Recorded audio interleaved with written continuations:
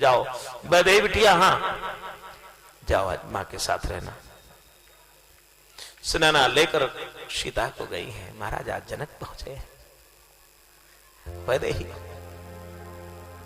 दुलारा है। रात्रि बढ़ रही है। सुनैना मैया ने सीता को गोद में बैठा लिया। बेटी, हाँ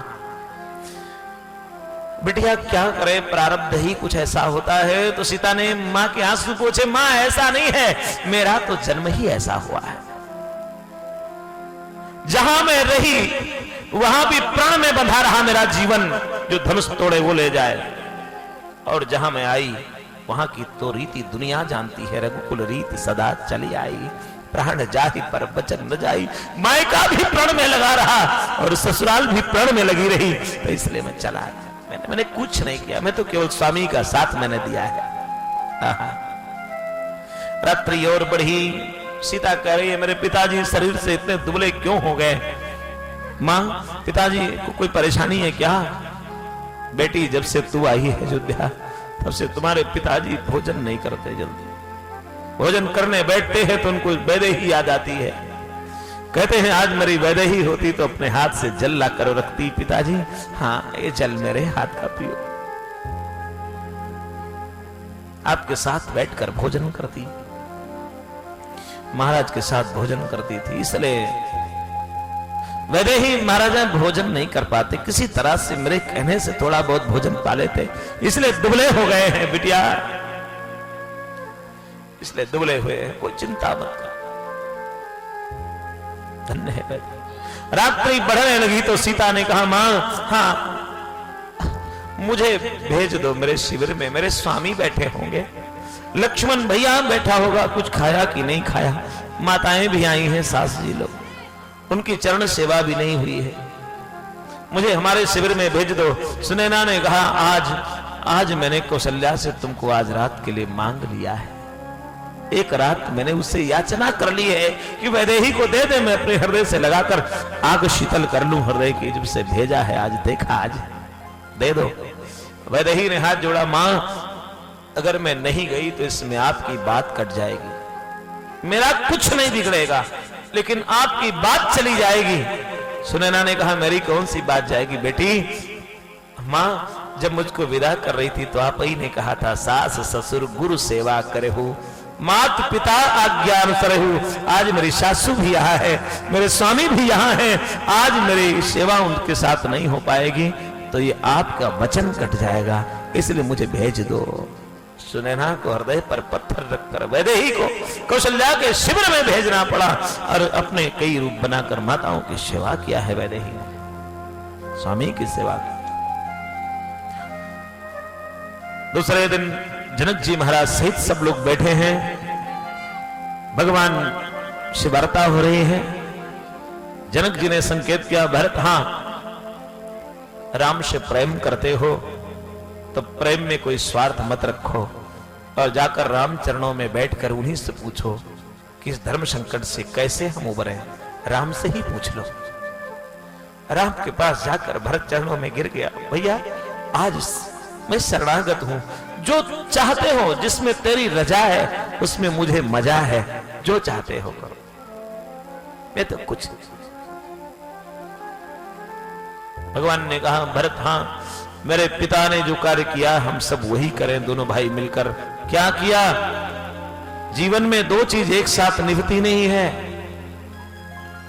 नियम और प्रेम एक साथ नहीं निभता है। या तो नियम रहेगा या तो प्रेम रहेगा। मेरे पिता ने दोनों एक साथ निर्वाह किया अपने जीवन में। मुझको जंगल देकर नियम का पालन किया है और अपना प्राण देकर प्रेम का पालन किया है। भरत महाराजा ने एक साथ दोनों का निर्वाह करके दिखाया है। एक काम करो, नियम का पालन मुझको दिया है मैं कर लूं, प्रेम का पालन तुमको दिया है तुम कर लो। भरत ने कहा, भैया कर लूंगा, लेकिन निवेदन, अगर 14 वर्ष वनवास के अंतिम दिवस का सूर्यास्त हो गया तो ये भरत भी वैसे ही पालन करेगा प्रेम का जैसे महाराजा ने किया है। 14 वर्ष के अंतिम दिवस का सूर्यास्त न हो, हुआ तो ये भरत व्यस्त हो जाएगा। राम ने कह दिया, ठीक है हम पहुंच जाएंगे। और भरत ने कहा कोई अवलंब दे दो, कोई सहारा दे दो। तो भगवान ने अपनी पादुका दे दी। पादुका पर विचार नहीं करना, सर्वसमर्थ परमात्मा के विषय में कि पादुका भरत राज्य सामग्री लेकर गए थे और राम को वही राज तिलक किया और सामग्रियों को लेकर अत्रि मुनि के माध्यम से भरत कूप में डलवा दिया और कूप में डलवाया, उसका नाम भरत कूप हुआ। भगवान पादुका दिए, भरत सिर पर रखकर नाचने लगा। राम ने कहा ये पादुका है, क्यों नाच रहे हो? तो भरत ने कहा इसलिए नाच रहा हूं कि मैं जनकपुर में नाचा था। अच्छा, जनकपुर में जब आपके पादुका को चुराया गया था विवाह में, उतने चोरी साली कर लेती है, तब जब मुझे मिला था तब भी मैं सिर पर रखकर नाचा था। अब आज चित्रकूट में भी सिर पर रखकर नाच लूं, क्यों? ये आपका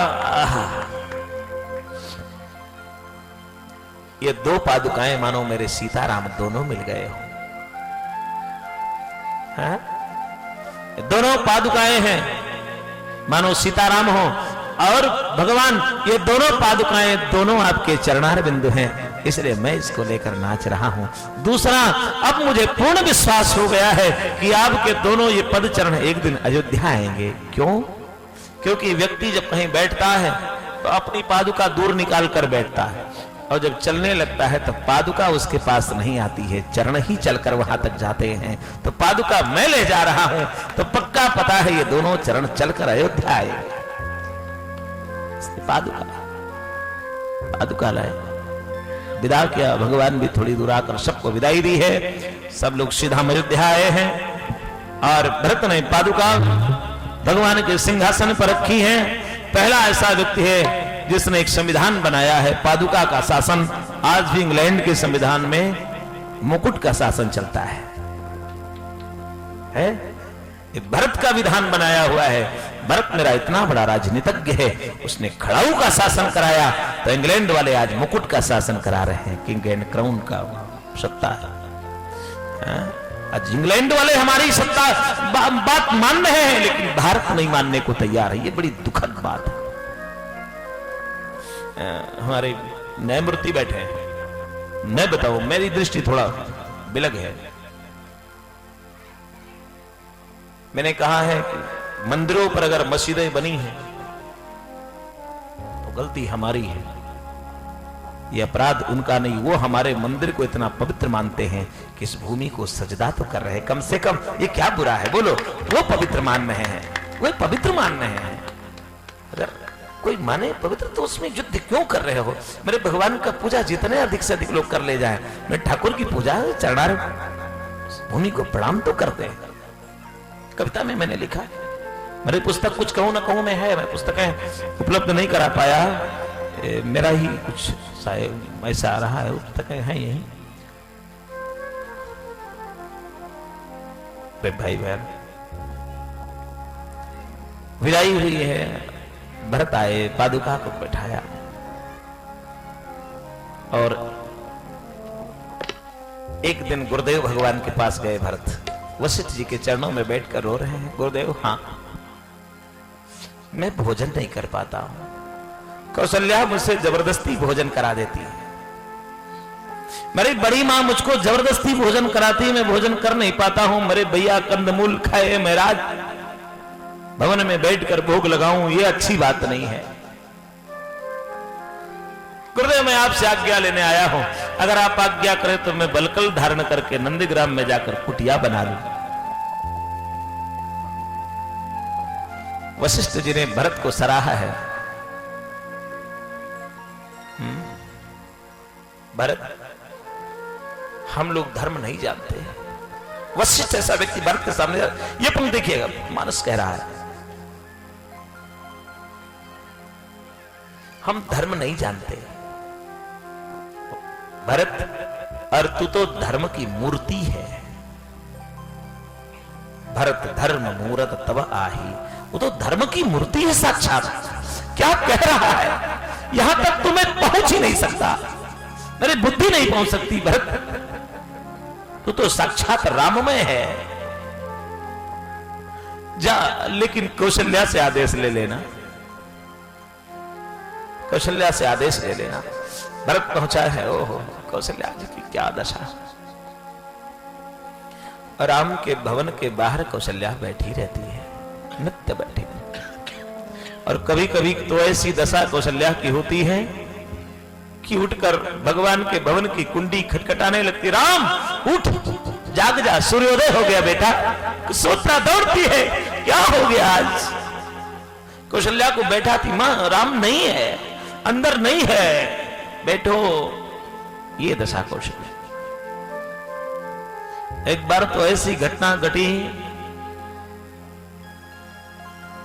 कौशल्या ने कहा सुमित्रे, हां मुझे आज घोड़साल में ले चलो, जहां घोड़े बांधे जाते हैं। घोड़साल में गई, घोड़ों के सिर पर हाथ फेरा जिस पर राम बैठते थे। घोड़े दुबले हो गए हैं, सिर रख दिया। कौशल्या ने पीठ पर रोने लगी, अश्रु प्रवाह। घोड़े मैं क्या करूं, राम के बिना तुम दुबले हो गए हो। वापस आई, राम के भवन के सामने बैठी, सुमित्रा को बुलाया। सुमित्रा, हाँ एक चिट्ठी लिख दे आज राम के नाम, और उसे दूध से भिजवा देते चित्रकूट। चिट्ठी लिखने लगी सुमित्रा ने, लिखो चिट्ठी लिखो। मेरे भैया राम, प्रिय राम, बहुत स्नेहाशीष बेटा, हम अयोध्या वासियों के लिए नहीं, एक दिन तुम अपने घोड़ों के लिए चले आओ, और यहां मत आना अयोध्या में, सरजू के उस पार रहना, हम घोड़ों को इस पार से तुम्हारा दर्शन करा देंगे। ये घोड़े बहुत दुबले हो गए हैं, इनके लिए चले आओ, इस पार से मैं दर्शन करा दूंगी, चले आओ। चिट्ठी लिखी सुमित्रा ने, पढ़ो। सुमित्रा ने पढ़ा, राम सरजू के उस पार आ जाओ, घोड़े दर्शन कर लें, शायद अन्न खाने लगे, स्वस्थ रहे। ये तुम्हारे घोड़े हैं, जही बरबाज राम असुआरा, सो शारदो न बर नहीं पारा। सुंदर घोड़े, चले आओ। सुमित्रा ने जब पत्रावली पढ़ी, कौशल्या ने कहा इसको फाड़ दो, राम को मैं भेज नहीं सकती। क्यों? कहीं राम ये न सोच ले कि मैं यहां चला आया तो भरत मेरे घोड़े की सेवा नहीं कर पा रहा है, कहीं ये भरत पर आरोप न लग जाए, इसलिए सुमित्रा इस पत्रावली को फाड़ दे और नहीं भेजना है मुझे। कौशल्या की वो दशा, 14 वर्ष कैसे। भरत पहुंच गया, चरणों में सिर रख दिया। मां, हाँ शत्रुघ्न भैया पीछे खड़ा। मां अगर आप आदेश करें तो मैं बलकल धारण करके नंदीग्राम में जाकर आश्रम बनाकर रहूं, मुझसे भोजन नहीं हो रहा, मैं खा नहीं पाऊंगा भवन में, न भोजन होगा न शयन होगा। अगर आप कहें आदेश, वहां कम से कम शयन तो कर लूंगा, भोजन तो हो जाएगा, कुछ कंदमूल खा लूं, उससे नहीं हो पाएगा मां।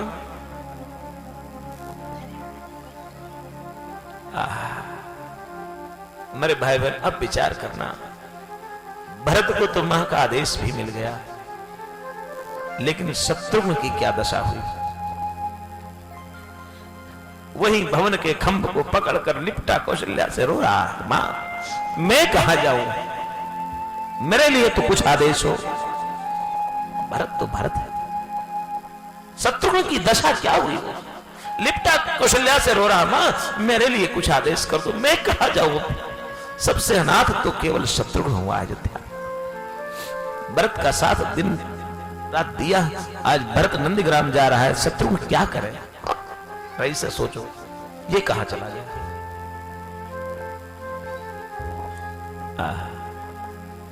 भरत नंदीग्राम में वास किए हैं, नित्य आते हैं। कौशल्या को ये कह दिया है, मां मैं रोज आता रहूंगा,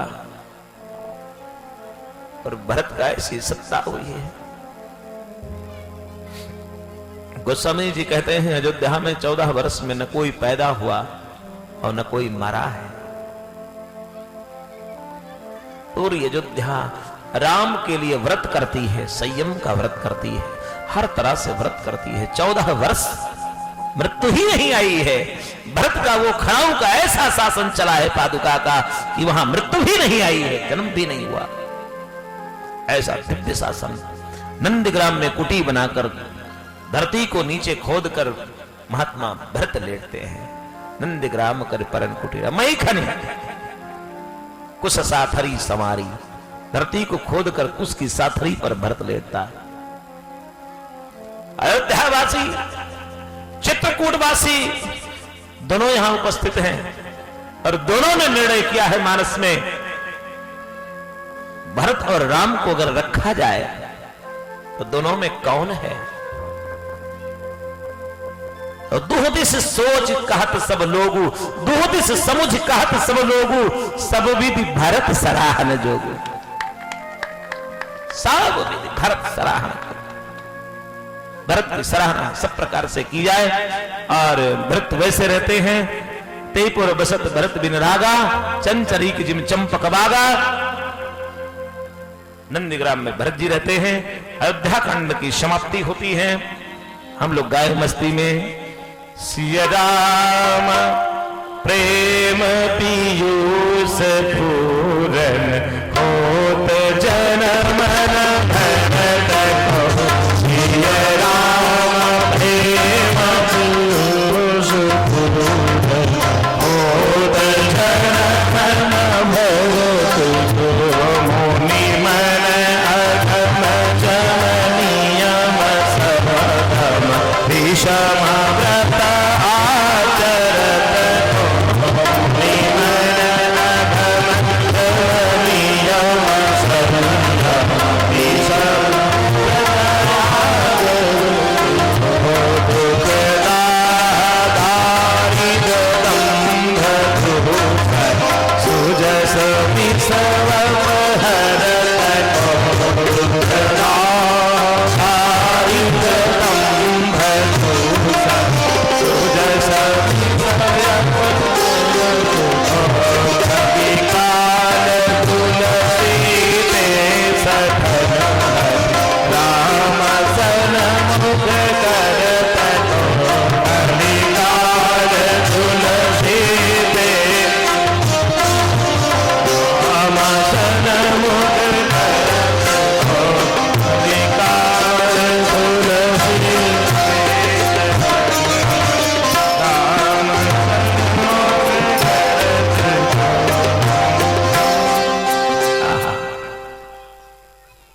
महात्मा भरत के चरित्र को जो सुनते हैं उनको भक्ति माता प्राप्त होती हैं, लेकिन प्राप्त तो हो जाती हैं, स्थिर नहीं रहती।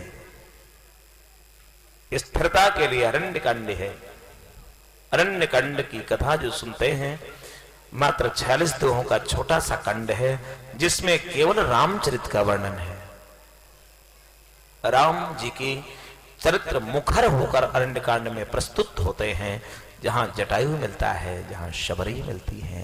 किसी भक्त ने कहा है राम कैकेयी के लिए बन नहीं गए, राम दशरथ के लिए बन नहीं गए, राम नियम के लिए बन नहीं गए, राम प्रेम के लिए बन नहीं गए। अगर जंगल में शबरी और जटायु न होते तो शायद राम बन न जाते।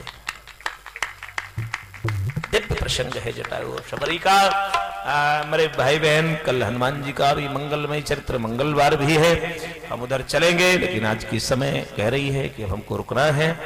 मंगलमय एक ऐसा गीत मैं आपको देना चाहता हूं जिसको आप नित्य गुनगुनाइए। बहुत सरल है, बहुत सहज है, हम सब गुनगुनाएं। हम राम को वहां नहीं छोड़ते हैं, जरा राम के छोटेपन को याद करते हैं। चूंकि आज बड़ा विषाद का प्रश्न रहा है, भरत चरित्र बहुत ही धार्मिक प्रसंग है। हम लोग अपने राम को अयोध्या में लाते हैं और अवध, हृदय रूपी अवध में राम को बैठाते हैं अपने हृदय में और गीत गुनगुनाते हैं मस्ती का।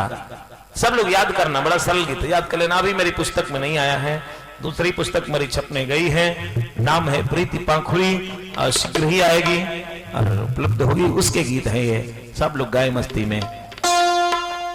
रघुबर अवध बसैया, रघुबर अवध बसैया, श्री राम राम। रघुबर अवध बसैया, श्री राम राम। रघुबर अवध बसैया, श्री राम राम। रघुबर अवध बसैया, श्री राम राम। रघुबर अवध बसैया, श्री राम राम। रघुबर अवध बसैया,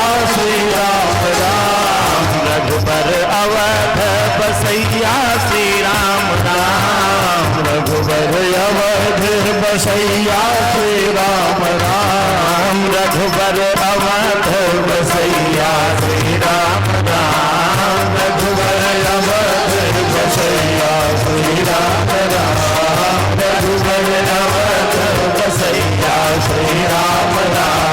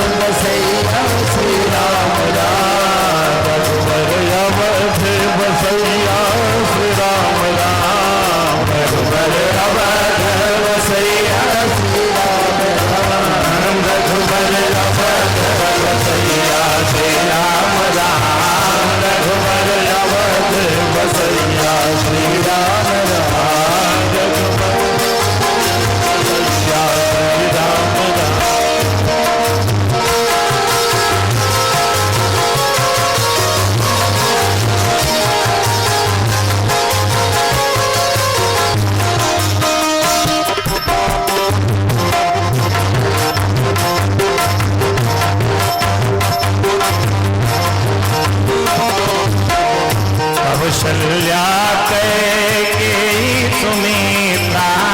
कौशल्या कैकेयी सुमित्रा। कौशल्या कैकेयी सुमित्रा। कौशल्या कैकेयी सुमित्रा। मंगलमय अंगनैया श्री राम राम। मंगलमय अंगनैया श्री राम राम। रघुबर अवध बसैया श्री राम राम। रघुबर